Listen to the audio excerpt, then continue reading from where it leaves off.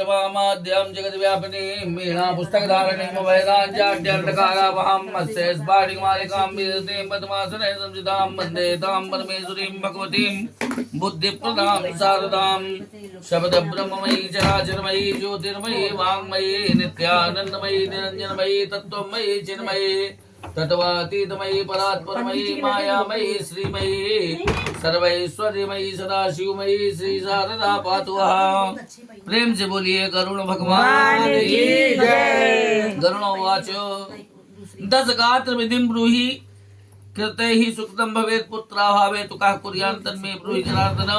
श्री भगवान उवाच शृणुतार्च प्रवक्ष्यामि 10 गात्र विधिं तव यद्विधाय चित्तः सत्पुत्रमुच्यते पैतृकादृणात्। पुत्र पंडित जी को डिस्टर्ब हो रहा है। पुत्रः शोकं परित्यज्य धृतिमास्थाय सात्विकीं पितुः पिंडादिकं कुर्यात् अश्रुपातं न कारयेत् श्लेष्मासु बान्धवैर्मुक्तं प्रीतो मुक्तेतो सः अतो न रोदितव्यं हि तदा शोकात् निरर्थकात् यदि वर्ष सहस्राणि शोचन्ते हर्दिशं नरः तथापि नव निद्रं गतो दस्येत् कदाचित् जातस्य हि ध्रुवो मृत्युर्ध्रुवं जन्म मृतस्य च तस्मात् परिहारार्थे हार्येऽर्थे न शोकं कारयेत् बुधः।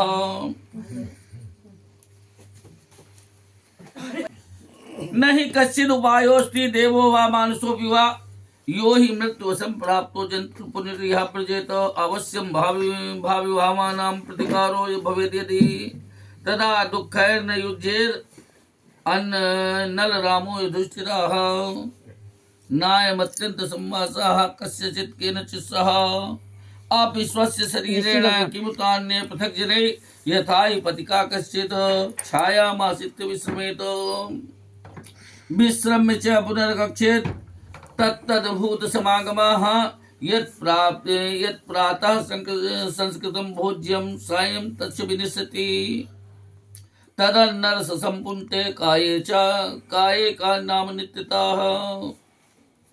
गरुड़ जी कहते हैं 10 गात्र की विधि और उसके करने का क्या फल होता है।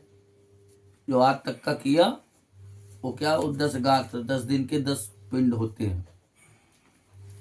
और पुत्र के न होने पर कौन क्रिया करे, लोग चर्चा करने लगते हैं तो सब लिखा है विधान की कौन कर सकता है। हे केशव वह सभा मुझसे कहिए। श्री भगवान कहते कि हे गरुण सुनो, मैं तुमसे 10 गात्र की विधि को कहता हूं जिसके करने से सदपुत्र पिता के ऋण से छूट जाता है।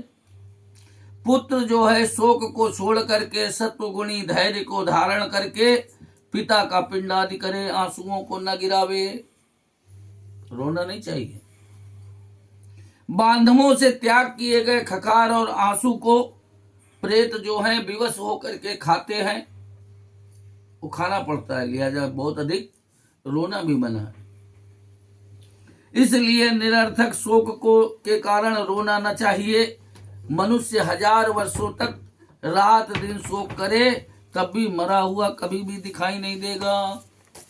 वो तो मन में बसे रहते, इसलिए लगता कि हाँ बस मेरे समीप है। जन्मे हुए की निश्चय मृत्यु है और मरे हुए का निश्चय जन्म है। नरक सब यही है, ऊपर नीचे नहीं है कहीं, है ना। तो जिसके अनुसार जो फल होता है, यहाँ से प्राण निकला वहां वैसे ही स्वरूप में दूसरी जगह वो जन्म ले गया। हमने क्या कहा, कहीं ऊपर नीचे नरक नहीं है सब यही। और सारे नरक विद्यमान है, स्वरूप बता चुके हैं कितने हैं। जो नरक है यहाँ पर भी विद्यमान है, दिखाई पड़ते हैं। तो जो जैसा करेगा वैसा ही उसको दूसरे स्वरूप में जा करके जन्म ले करके, वो पशु पक्षी हो चाहे जीव जंतु बने, चाहे जड़ चेतन में जा करके वृक्ष बने, घास बने, पतवार बने, तो मतलब वो तुरंत से यहाँ से जा करके वो मान के चलो वही उसका वो नरक है। स्वर्ग है तो किसी और अच्छे धर्मात्मा घर में, बड़े पुण्यवान घर में जाकर के जन्म ले ले। तो है सब यही। तो जो मरा इधर मरा उधर दूसरी जगह गया। अब कह दो कि हम श्राद्ध कर रहे हैं तो वो पिंड कैसे गया, तो उसका भी स्वरूप बता दे। कभी हमको न चाहते हुए बहुत अच्छा खाने को मिल जाता है, हम ना सोचे हुए वो भी हमको प्राप्त हो जाता है। तो वो कभी किसी ने जो पूर्व जन्म वाले ने दिया, यहाँ किसी न किसी स्वरूप से वो मुझको यहाँ पर प्राप्त हो गया। ऐसे होता है, ना कि पिंड की जगह पिंड थोड़े गिरेगा। चींटी है, उसके ऊपर अगर इतना बड़ा पिंड जाके गिर जाए तो मर जाए। या हाथी है, उसके लिए अगर वो पिंड चाहेगा उसके सामने तो पिंड थोड़ी खाएगा, वो उतने से हाथी का पेट नहीं भरेगा।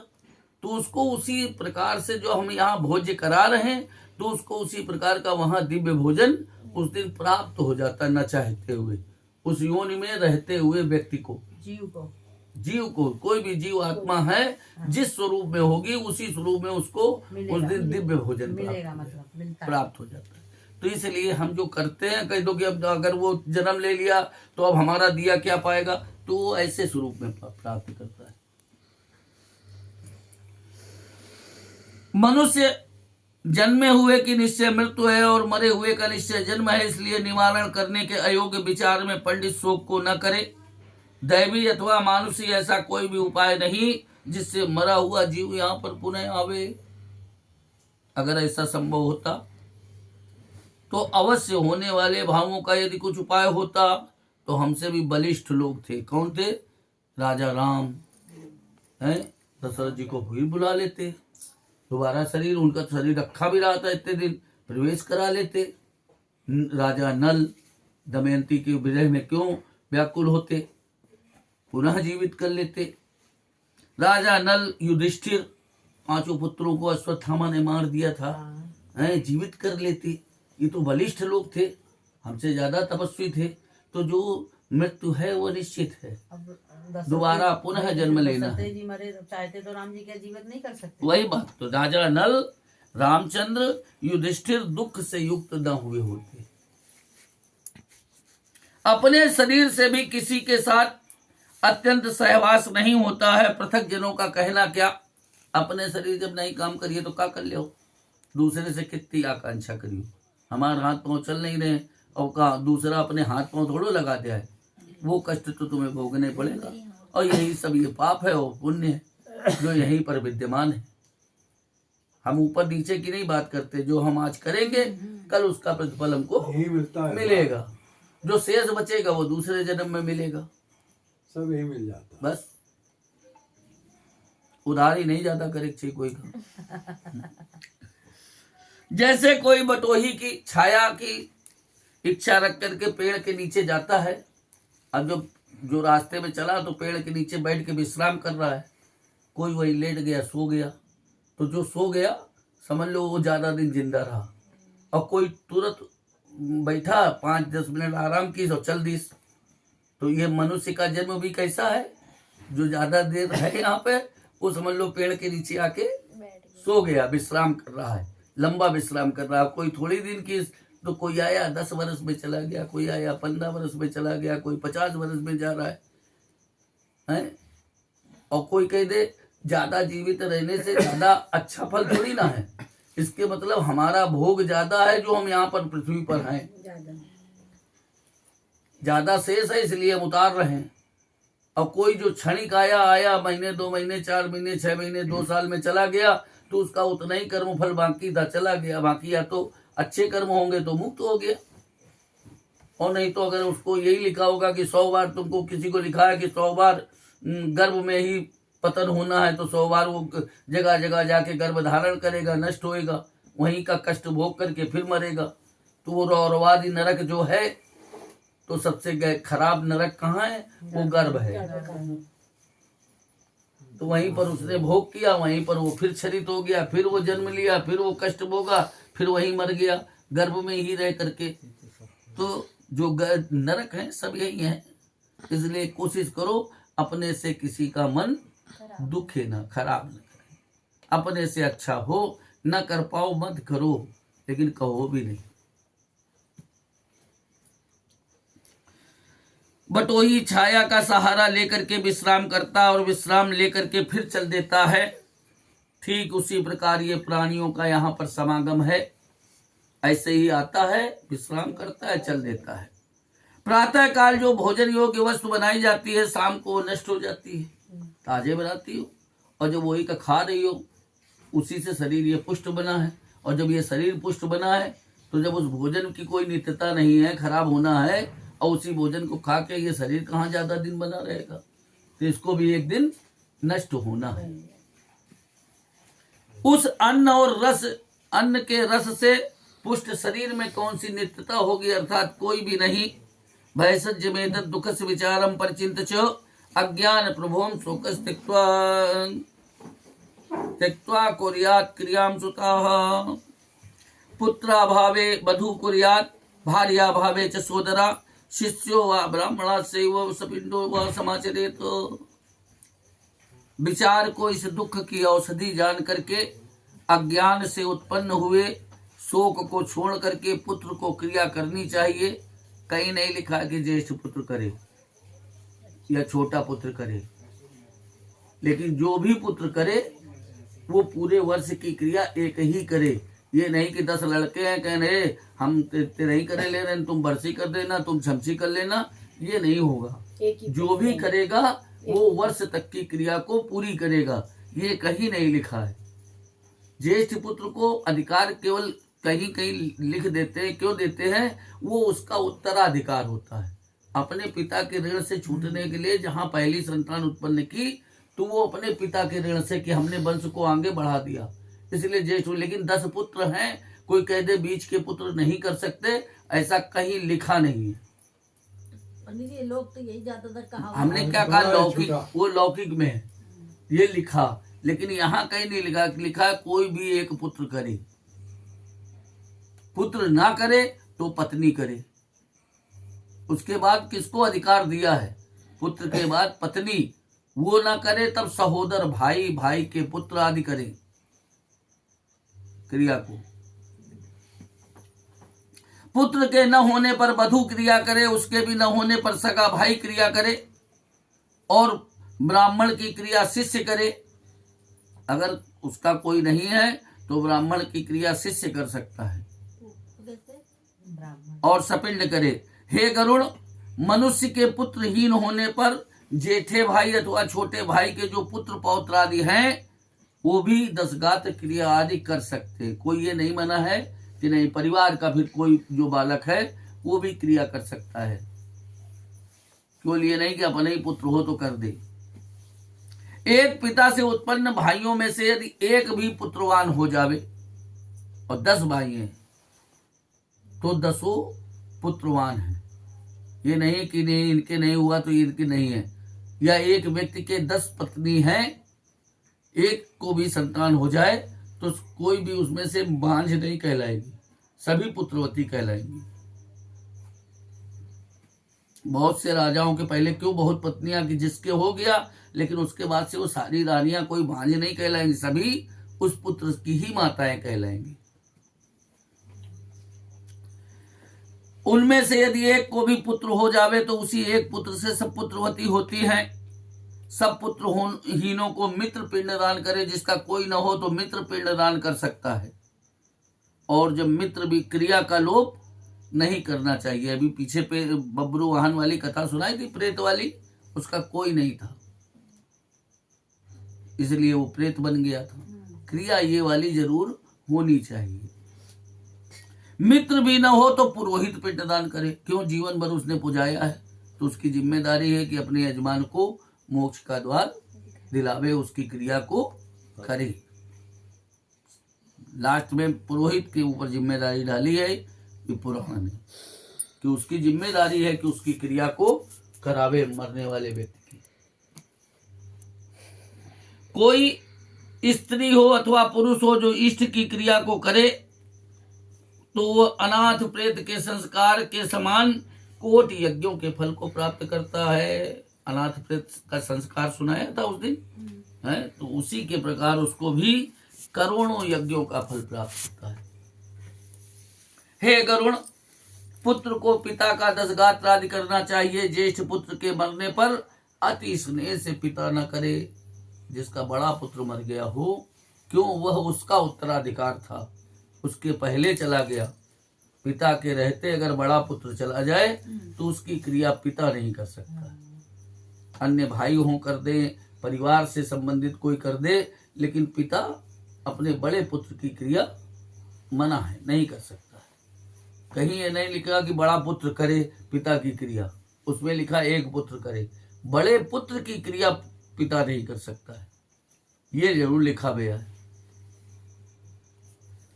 अति स्नेह से पिता न करे, जो बहुत से पुत्र होवे तो विधि एक पुत्र करे। 10 गात्र सपिंडी और 16 श्राद्ध आदि इन सबों को एक ही करे। धन विभाग हो जाने पर बंटवारा भी हो जाए, जिसके अगर 10 भाई हैं तो कोई ये नहीं कह सकता, जो अभी पहले बताया, जो भी क्रिया करेगा वो पूरे वर्ष तक की क्रिया वही करेगा। ये नहीं कि हम अलग अलग हैं, अब आधा काम हम कर रहे हैं, आधा तुम देखो, आधा तुम देखो, ये संभव नहीं है। लोग कह देते ना, पंडित जी वो संकल्प करा दो, क्रिया इनके हाथ, ये थोड़ी ना, क्रिया जिसके निमित्त है, जो लेगा वही उसको पालन करेगा क्रिया को। जिनमें विभाग हो गया है उनको संवत्सर श्राद्ध आदि पृथक पृथक करना चाहिए।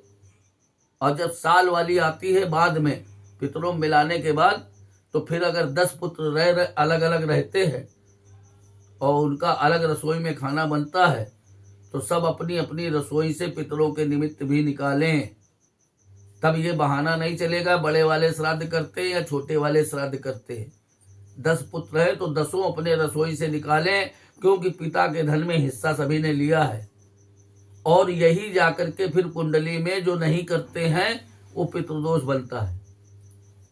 जो आज पितृदोष ज्यादा दिखाई पड़ता तो ये है क्या, ये बीच में जो बड़ा उदासीन रही है पीढ़ी, उसने जब ये कर दिया, बड़े वाले कर रहे हैं, हमसे कोई मतलब नहीं, तो बाद में आप संतानों में वही दोष उत्पन्न हो रहे हैं, वो पितृदोष बना के आ रहे हैं।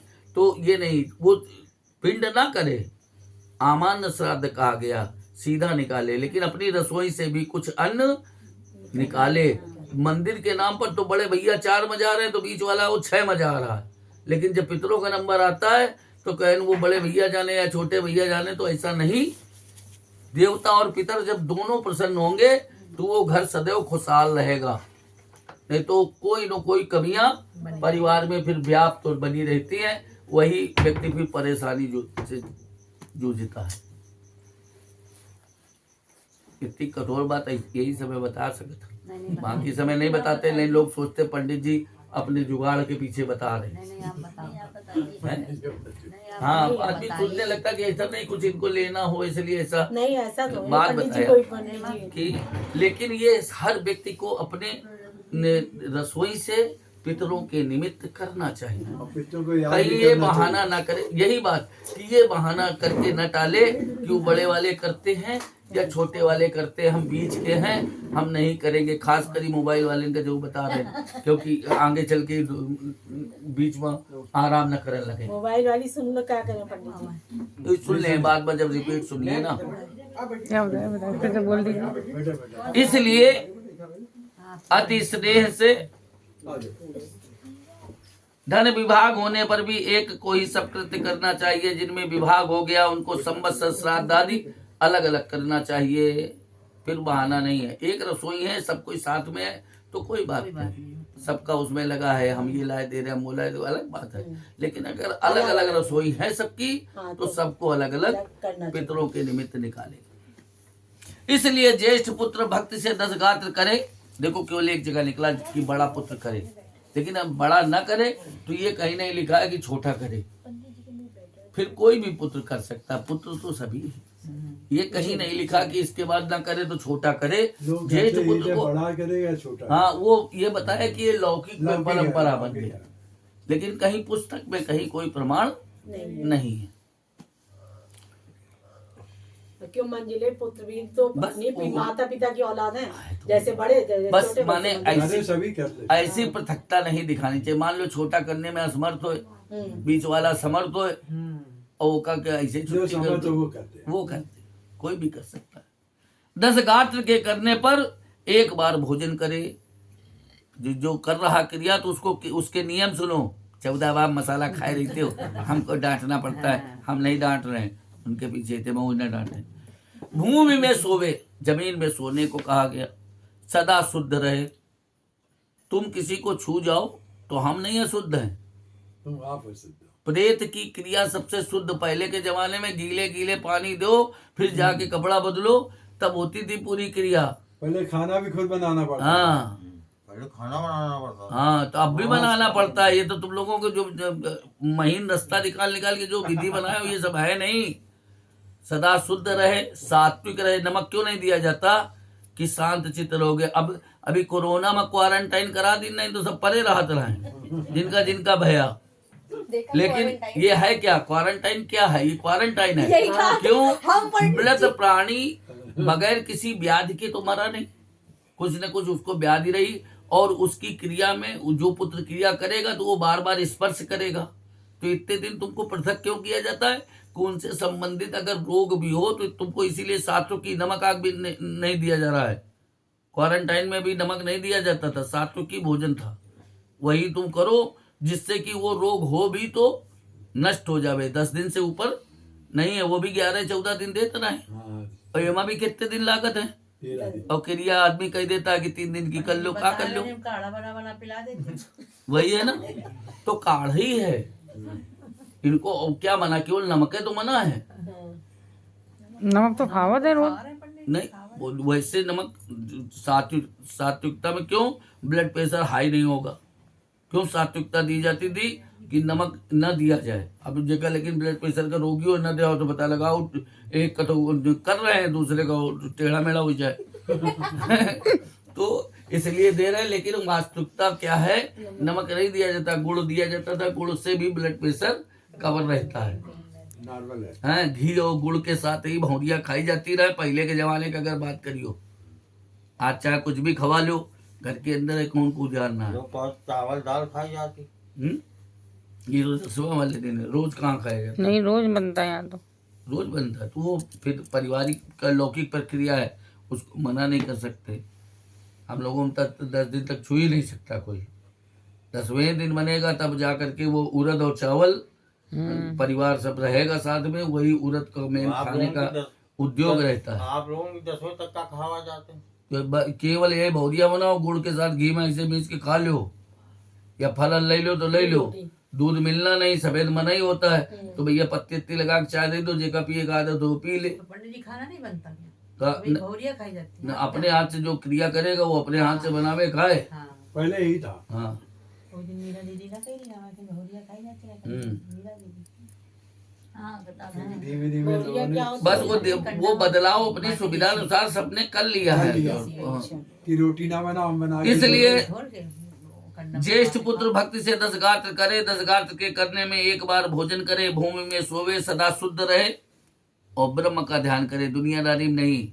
कह रोज शाम का तो पहले बाजार का हिसाब ले पंडित तो जी ये वो तो लेते। गेम खेला कर रहा था मोबाइल हाँ, में। ये तो बिल्कुल नहीं ध्यान अरे करता इतना सब ना बताओ नहीं तो कल आज तुम आया करिए न कहे धरी ये ले अब 1 मिनट में फैल जाए और आपत। 7 बार पृथ्वी की परिक्रमा करने का जो फल है वो अपने माता पिता की क्रिया क्यों करने का फल होता है। इससे देखना ज्यादा फिर पुण्य बता दिया और कुछ नहीं है, ऐसे समझो। 7 बार पृथ्वी की परिक्रमा करने का जो फल प्राप्त होता है वो फल माता पिता की क्रिया को करके पुत्र प्राप्त करता है। 10 गात्र को आरंभ करके जब तक वर्षी होवे तब तक पुत्र क्रिया को करता हुआ गया श्राद्ध के फल को प्राप्त करता है। कुआं में, तालाब में अथवा बगीचे में अथवा तीर्थ में, देवालय में जाकर के दोपहर के समय बिना मंत्र के स्नान करे। क्रिया उसकी क्या है? रोज की। इसीलिए देखो दोपहर का समय दिया गया है। क्यों? गीले गीले जला न जाओ। जो तो अपनी सुविधा के पीछे सुबह जा तो नहीं तो सुबह पंडित जी सुबह बुलावत है। पितरों का कार्य जितना है वो दोपहर का है। पंडित जी सुबह सुबह बुलावत वो टाइम ठीक से। है, ठीक है ना। बाकी आधे लोग पहुंची हो, आधे लोग फिर अपनी दुकानें खोल के बैठिए, तो समझो फिर ऐसे तो पहुंची जाओ तो परिवार लेके। सही बात है। बात पते बिना मंत्र के स्नान करे, शुद्ध होकर के वृक्ष के मूल में दक्षिण की ओर मुख करके स्थित होकर के वहां पर वेदी बनावे, गोबर से लीपे, उसमें पत्ते पर कुशा के ब्राह्मण को स्थापित करके पाद्य आदि से उनकी पूजा करके अतसी पुष्प शंकासम इत्यादि मंत्रों को पढ़ करके प्रणाम करे। इसके बाद उनके आगे पिंड के लिए कुश का आसन दे करके उसके ऊपर नाम गोत्र को कह करके पिंड को रखे। ये रोज की प्रक्रिया थी, रोज कराए नहीं, इकट्ठे कराए होंगे, हम तो बता रहे। चावल के भात से अथवा जौ के आटे से पुत्र उस पिंड को बनावे। इसके बाद उसीर, चंदन और भृंगराज के फूल उसके ऊपर चढ़ावे। फिर धूप दीप, नैवेद्य, तांबूल और दक्षिणा उसके आगे रख करके दूध और पानी के पात्र में काक अन्न रखे। वर्धमान जल की अंजलि देवे और कहे, अमुक नामने प्रेताय मत दत्तम उपतिष्ठतु। 10 दिन तक क्या पूजा कैसी है? नाम के साथ प्रेत शब्द लगाना है। प्राणी को जब तक सपिंडी नहीं होगी तब तक किस नाम से पूजा होगी उसकी? प्रेत शब्द से। 11 जब सपिंडी करेंगे तब वो प्रेत से पितरों की पंक्ति में आएंगे। तब तक प्रेत नाम के आगे प्रेत शब्द को अपने मन में तब भी जोड़ लेना चाहिए, भले वो पंडित जी बोले ना बोले, बता दिया तुमको, क्योंकि अभी एकादशा करोगे। अर्थात अमुक नाम के प्रेत के लिए मेरी दी हुई श्राद्ध वस्तुएं प्राप्त हो में काकान्नम पैसो पात्रे वर्धमान जलांजलिम प्रेताया अमुक नामने मद्दत्तम उपतिष्ठतु अन्न वस्त्रम जलम द्रव्यम अन्यद्वा दीयते चेत् प्रेत शब्देन यद्दत्तम मृतस्यान्तदायकम तस्मादादिदिना दूर्ध्वम प्राग सपिंडी विधानता योषितम पुरुषस्यापि प्रेत शब्दम समुच्चरेत। प्रथमे हनि यद पिंडो दीयते विधिपूर्वकम तेनैव विधिनान्नेवो नो पिंडान् प्रदापयेत्। नवमे दिवसे चैव सपिंडे सकले जनैः तैलाभ्यंग प्रकर्तव्यो मृतक स्वर्ग काम्याः बहिस्नात्वा गृहीत्वा च दूर्वाला समन्विता अग्रता प्रमदां कृत्वा समागच्छेत् मृतालयम्। दूर्वावत्कुलवृद्धि लाजा इव विकासिता इव मुक्ता त्यजत गेहे लाजा दूर्वान् समन्वितान्। अन्न और वस्त्र तथा और जल और भी जो भी वस्तुएं प्रेत शब्द से दी जाती है वह मृतक को आनंद देने वाली होती है। इसलिए आदि के दिन से लगा करके सपिंडी विधान तक स्त्री और पुरुष को प्रेत शब्द का उच्चारण करे। पहले दिन जो पिंड विधि पूर्वक दिया जावे उसी विधि से अन्य करके 9 पिंडों को देवे। 9वें दिन सब सपिंड के लोग मृतक की स्वर्ग कामना करके तैलाभ्यंग करे और अर्थात सब तेल लगावे, बाहर स्नान करके खील लावा के समेत दूब को लेकर के आगे स्त्री को करके मृतक के घर में जावे। दूब के समान तेरे कुल की वृद्धि होवे और खील के समान तेरा विकास होवे, ऐसा कह करके उसके घर में दूब और खील फेंक देवे।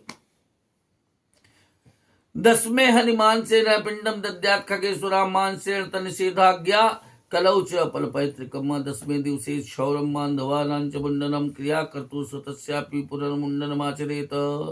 मिष्टान्नैर्भोजनैर्देकम् दिनेषु 10 ध्वजाः प्रार्थेत प्रेतमुक्तिं च हरिं ध्यात्वा कृतांजलि। हे गरुण, 10वें दिन मांस का पिंड देवे। उस मांस के पिंड का कलयुग में निषेध है तो उरत का देवे। कारण यह है कि कलयुग में पितरों को मांस के पिंड नहीं दिए जाते। 10वें दिन सब बांधव मुंडन करावे और क्रिया करने वाला पुत्र भी पुनः मुंडन करावे। कौने दिन निकल रहा? आजकल वो दिन देखने लगे आदमी। 10 दिन तक एक ब्राह्मण को मिष्ठान भोजन करावे, वही महापात्र, दूसरे की तरफ न देखना, और हाथ जोड़ करके हरि का ध्यान करे और प्रेत के मुक्ति की प्रार्थना करे। वही 10 दिन तक जो भोजन करता है, करते नहीं, वही खुदे बचाव करे रात। 10 दिन के पैसा ले लिए, पैसा ले लिया। अतसी पुष्प संकासम पीतवास समुचितम ये नमस्यन्ति गोविंदम न तेषां विद्यते भयम्। अनादि दिनो देवा शंख चक्र गदाधरा अक्षया पुंडरीकाक्षा प्रेत मोक्ष प्रदो भवेत। इति संप्रार्थना मंत्र श्राद्धान्ते प्रत्यहं पठेत। स्नात्वा गत्वा गृहे दत्वा गोग्रासं भोजनं चरेत। अतसी के फूल के समान कांति वाले, कैसे भगवान की स्तुति करे? अतसी के फूल के समान कांति वाले, पीले वस्त्र वाले, अच्युत अविनाशी भगवान विष्णु गोविंद को जो नमस्कार करते हैं उनको भय नहीं है।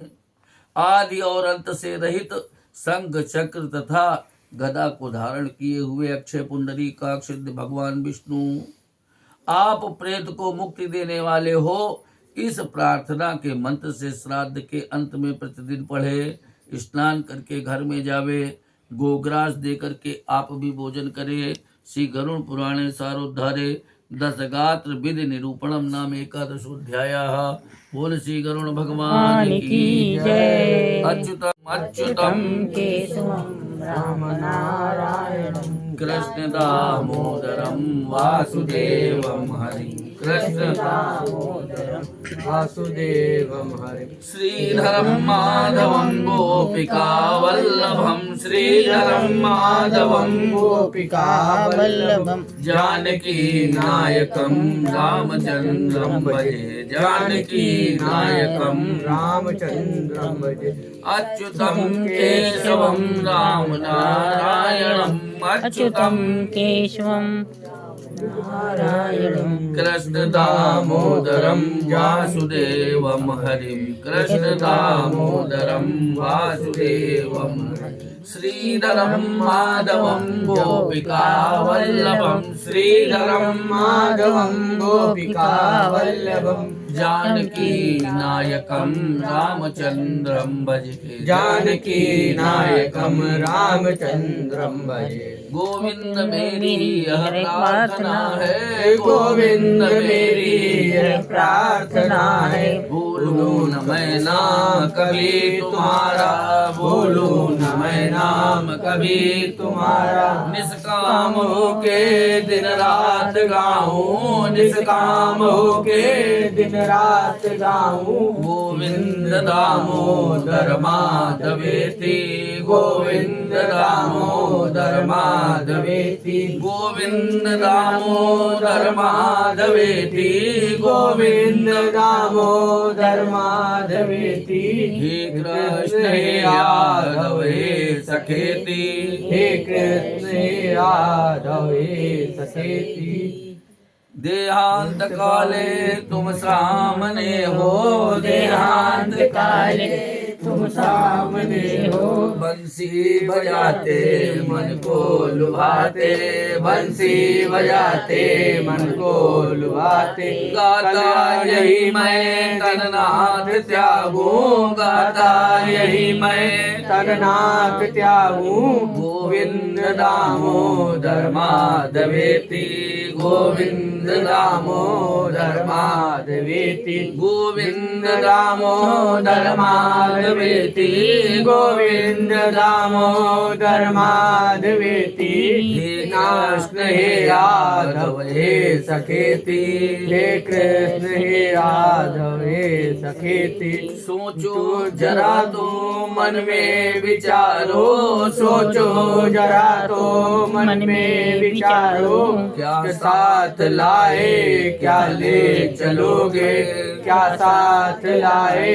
क्या ले चलोगे जावे यही साथ सदा पुकारो जावे यही साथ सदा पुकारो गोविंद दामोदर माधवेति गोविंद दामोदर माधवेति गोविंद दामोदर माधवेति गोविंद दामोदर माधवेति हे कृष्ण हे यादव हे सखेति हे कृष्ण हे यादव हे सखेति नाता भला क्या जग से तुम्हारा नाता भला क्या जग से तुम्हारा आए यहाँ क्यों क्या कर रहे हो आए यहाँ क्यों क्या कर रहे हो सोचो विचारो हरि को पुकारो सोचो विचारो